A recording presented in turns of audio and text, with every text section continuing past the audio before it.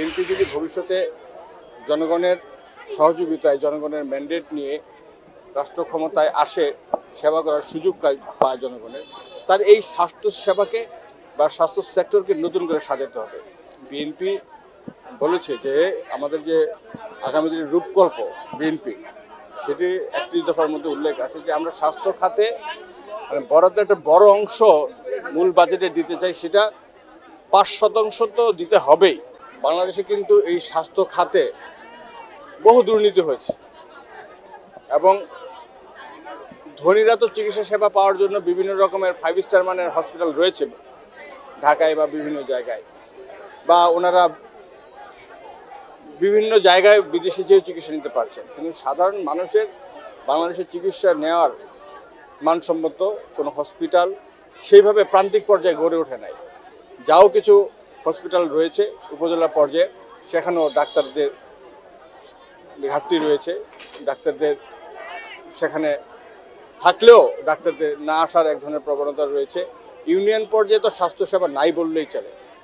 আমরা সেই জায়গাগুলিকে আমরা অ্যাড্রেস করছি এবং ভবিষ্যতে যদি আমরা মনে করছি যে বিএনপি যদি ভবিষ্যতে জনগণের সহযোগিতায় জনগণের ম্যান্ডেট নিয়ে রাষ্ট্র ক্ষমতায় আসে, সেবা করার সুযোগ পায় জনগণের, তার এই স্বাস্থ্য সেবাকে বা স্বাস্থ্য সেক্টরকে নতুন করে সাজাতে হবে।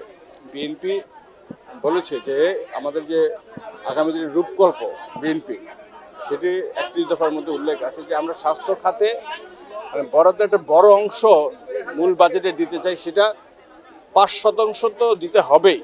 প্রয়োজনে পরিকল্পিতভাবে আরও বেশি যদি প্রয়োজন হয়, বিএনপি এই মূল বাজেটে সেটি বরাদ্দ রাখার চিন্তা করছে এবং এটির মূল লক্ষ্য কিন্তু প্রান্তিক পর্যায়ে, গ্রাম পর্যায়ে কীভাবে চিকিৎসা সেবাটি পৌঁছে দেওয়া যায়। গ্রামের যারা অবহেলিত, যারা দরিদ্র, যারা যেতে পারে না মানে প্রয়োজনীয় চিকিৎসার জন্য শহরে, বা সব মশার বিরুদ্ধে সুরক্ষা দিতে এলো বসুন্ধরা এক্সট্রিম অ্যারোসল। মশার বিরুদ্ধে এক্সট্রিম সুরক্ষা।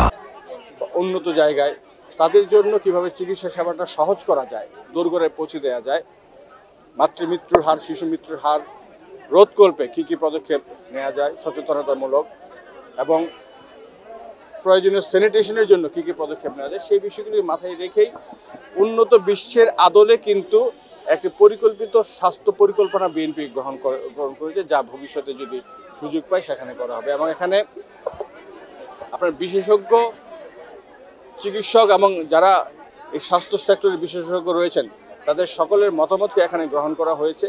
ভবিষ্যতেও যদি প্রয়োজন হয় উন্নত বিশ্বের যে গবেষণা এবং জ্ঞানলব্ধ যে বিষয়গুলি রয়েছে, সেগুলি কিভাবে আমাদের এই স্বাস্থ্য সেক্টরের আগামী দিনের সার্বজনীন স্বাস্থ্য সেবার মধ্যে নিয়ে আসা যায়, সেই বিষয়গুলি মাথায় রেখে আমরা আমাদের কর্মকাণ্ডকে পরিচালনা করার জন্য প্রয়োজনীয় পদক্ষেপ গ্রহণ করব।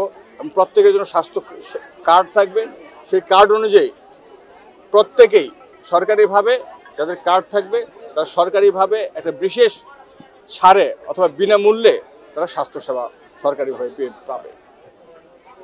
আমি এক কথায় ঘৃণা জানাই যে আমাদের রাষ্ট্রীয় প্রতিনিধি যারা জাতিসংঘে গিয়েছে, এখানে সরকারের প্রতিনিধি ছিল, কিছু রাজনৈতিক বিএনপি সহ রাজনৈতিক দলের নেতৃবৃন্দ এখানে গিয়েছে।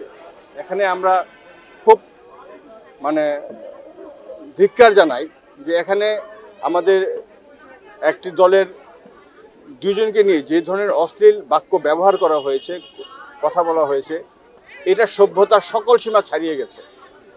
আমরা মনে করি যে এই ধরনের অসভ্য এবং এই ধরনের নোংরা মানসিকতা যেই দলের আছে, সেই দল তো বাংলাদেশ থেকে পালিয়ে গেছেই, এবং তাদের রাজনীতি অবশ্যই আইনগতভাবে দেখা উচিত যেন এই ধরনের লোকেরা বাংলাদেশে আর রাজনীতি করার সুযোগ না পায়।